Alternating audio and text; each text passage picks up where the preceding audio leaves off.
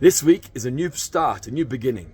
It's a book of Shemos, Exodus, and the beginning of a new journey in the story of the Jewish people in Egypt and the Exodus out of Egypt.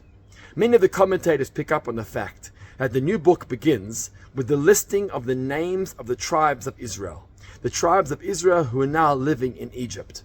And they question that, because we know who the tribes are. We've already said earlier on in the book of Bereshit, of Genesis, who the tribes are in the land of Egypt. Why now, in the beginning of this new book, do we have to remind us that these are the names of the tribes who were living in Egypt?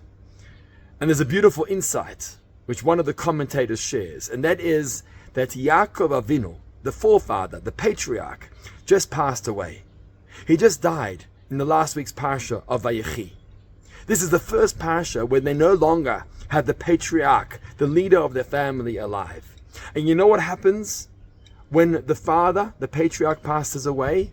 The children step up. It's now time for the tribes to shine. And that's why we mention their names again, because we're emphasizing how, although a void was created when Yaakov passed away, but the children and the tribes stepped up to the plate to take their role, to take their leadership in the story and the journey of the Jewish people. Obviously, we want our leaders. Obviously, we want our parents and grandparents to lead the way.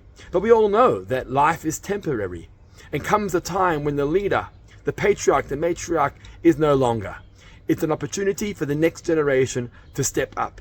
We, as the next generation, have the obligation, the responsibility to shine, to fill their shoes, although sometimes challenging and difficult, to fill their shoes and lead the way, stand on their shoulders and pave the way forward into the next generation.